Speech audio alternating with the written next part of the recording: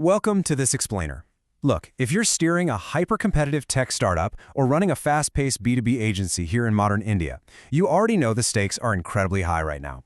You're bleeding top talent, team friction is literally eating into your margins, and all those standard corporate retention strategies, yeah, they're completely failing.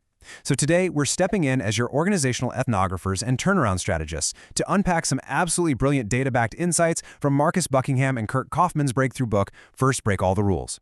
We're going to completely dismantle how you think about managing your people and give you the high-performance architecture you actually need to scale your organization. Okay, let's dive into this systematic operational blueprint. We'll start with the myth, move into the Q12 diagnosis, unpack the 4 core keys, and wrap up with analytics and execution. Let's kick things off with a pretty brutal truth that every single founder and leader needs to internalize. People join companies, but they leave managers. Seriously. You can build the most prestigious brand in the ecosystem. You can offer incredible perks, massive equity, and corner offices. But brand prestige does not stop talent hemorrhage. An employee might join your firm because of the shiny logo on the door, sure. But when they burn out and walk away, they are almost always fleeing a broken management protocol and a terrible immediate boss. And hey, this isn't just some catchy phrase. It's backed by a staggering amount of data, 1 million. That is the sheer scale of the 25-year study conducted by the Gallup organization. They interviewed over 1 million employees and 80,000 successful managers across top global companies to find out exactly how great managers extract continuous peak performance. To put that into perspective, this is hard clinical data. This isn't just abstract B-school theory. This is the literal reality of human behavior at work. So, Section 1, the Great Management Myth, where we start dismantling those legacy protocols. And this brilliantly illustrates exactly what we're talking about. Traditional management dogma teaches you to treat everyone exactly the same, right? To identify your team's weaknesses and spend all your energy just trying to fix them. It preaches that there's this one standardized best way to do any job, but Gallup found that the world's absolute best managers ruthlessly break all of those rules. Because in the hyper-competitive ecosystems we're operating in today, legacy protocols just guarantee mediocrity. To diagnose engagement, instead, we use the Gallup Q12 Engagement Matrix. It's essentially a giant mountain of employee needs divided into 4 distinct levels.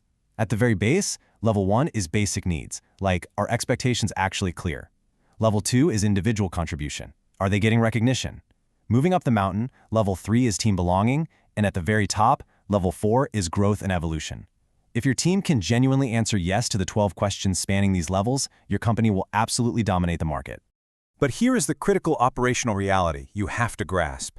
Top management, like the CEO and the board, they control levels 3 and 4.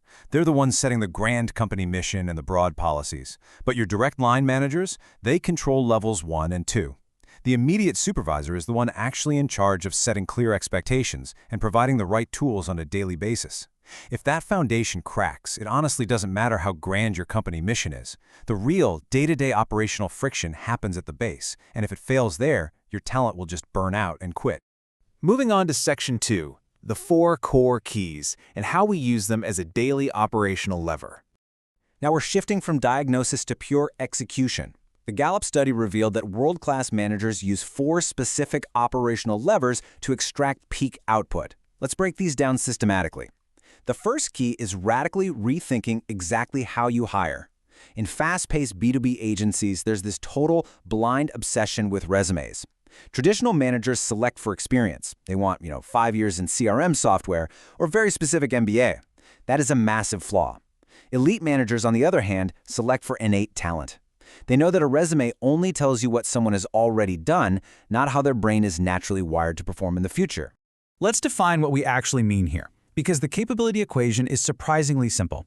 Capability equals skills plus knowledge plus talent. Skills are things you can easily teach, like coding syntax or how to run a pivot table in Excel.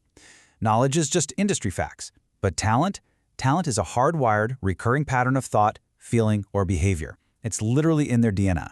You cannot teach a salesperson to genuinely smile after facing a brutal rejection. You can't teach analytical drive, and you certainly can't teach empathy. Great managers know this, so they hire for the talent that simply cannot be taught. Now, what's really interesting about this slide is how the second key dictates how you manage your people once they're actually in the door. Micromanagers dictate exact steps. They say, hey, say this exact phrase, fill out this exact form. They try to turn living, breathing human beings into programmable robots. Great managers, though, define the right outcomes and then grant operational autonomy. They tell their team what success looks like, say a perfectly resolved client issue and a 5-star rating, and they let the employee's natural talent find the absolute best path of least resistance to get there.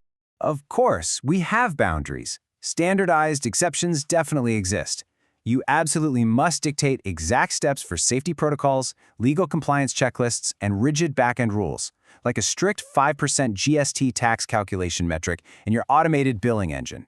You lock down the strict, inflexible steps in your software systems precisely so you can free up your human team for creative, autonomous, talent-driven execution everywhere else. Let the machines do the rigid stuff. The third key is perhaps the ultimate Gallup breakthrough. Think about this. Traditional managers spend like 80% of their time just trying to fix their employees' weaknesses. They send struggling people to generic training programs to pour in traits that simply were left out of their wiring in the first place. It creates incredibly average output and massive, massive frustration. Great managers do the exact opposite. They spend 80% of their time multiplying strengths. They draw out what is already inside that person, aiming for 10x scale.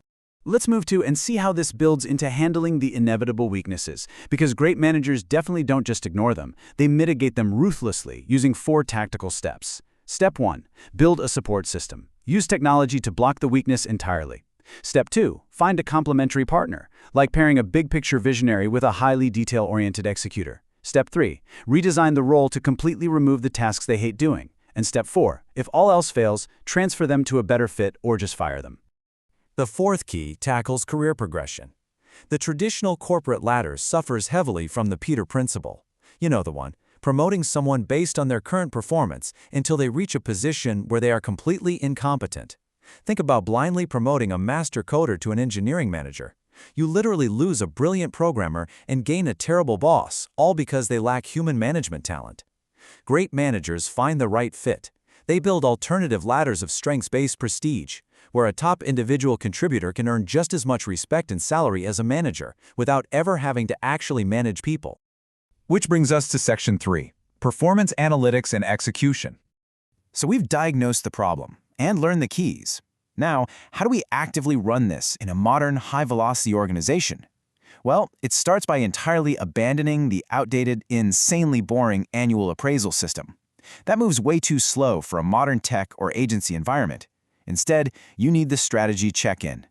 Great managers sit down with their key players every 3 to 6 months for a highly focused dialogue. They ask 4 simple things. What high-impact actions have you taken recently? What tasks have you discovered are most energizing to your natural strengths? What are our specific, measurable goals for the next quarter? And most importantly, what bottlenecks can I clear out of your way right now? So the crucial point is how you allocate your energy based on those check-ins. Let's look at this clinical talent matrix. If you have someone with high talent and high performance, you spend 80% of your time right there, multiplying their scale.